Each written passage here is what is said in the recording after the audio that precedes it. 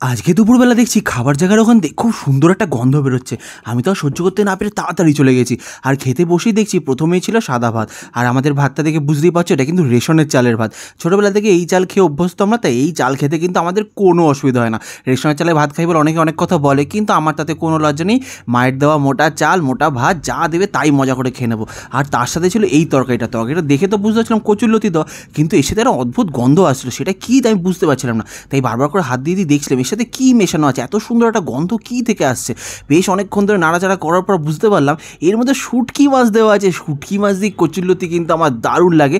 গন্ধটা অনেক দিন পরে পেলাম, কেন বাড়িতে অনেক দিন পর শুটকি মাছ রান্না হলো। আচ্ছা, তোমরা কারা কারা কচুরলতি দিয়ে শুটকি মাছ খাও আর খেতে ভালো লাগে অবশ্যই তো আমাকে কমেন্ট করে বলো তো।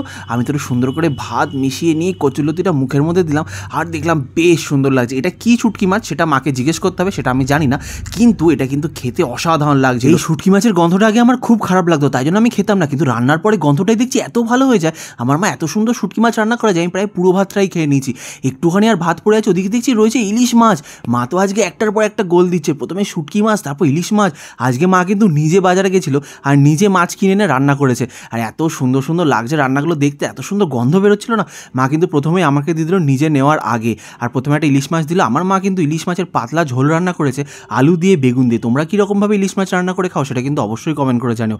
এছাড়া কিন্তু আমার মা গাঠি কচু দিয়ে একটা ইলিশ মাছের ঝোল রান্না করে, যেটাও কিন্তু খেতে দারুণ লাগে, মায়ের হাতের রান্না। আর এদিকে আমি ভাবছি আমার তো ভাত এত কম হয়ে গেছে, এইটুকু ভাত দিয়ে কি ইলিশ মাছ খাবো। কচুরলতি দিয়েই তো প্রায় সব ভাত খেয়ে ফেলেছি, একটুখানি ভাত বাঁচিয়ে রাখলে মনে হয় ভালোই হতো। তাই ভাবছি ঠিক আছে, অল্প একটু ভাত আছে, যদি একটু ভাত মা দেয় ভালোই হবে।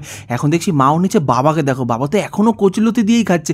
ইলিশ মাছ কিন্তু খেতে বাবার এখনও বেশ দেরি আছে। আর এদিকে আমি আমার ভাত নিয়ে বসে আছি, যে ভাবছি আর একটু ভাত যদি হয়। দেখো, যেদিন বাড়িতে ভালো মন্দ রান্না হয় সেদিন কিন্তু খাওয়াটা একটু অটোমেটিক্যালি বেড়েই যায়, এটা নিয়ে কোনো প্রশ্নই আসে না। তাই আমি সুন্দর করে এটাই খাচ্ছি, বেশি খাবো না এই ভেবে। আর তখন দেখছি মা বলছে তোর কি একটু ভাত লাগবে? আনলাম তুমি কী করে বুঝতে পারলে আমার ভাত লাগবে কি না?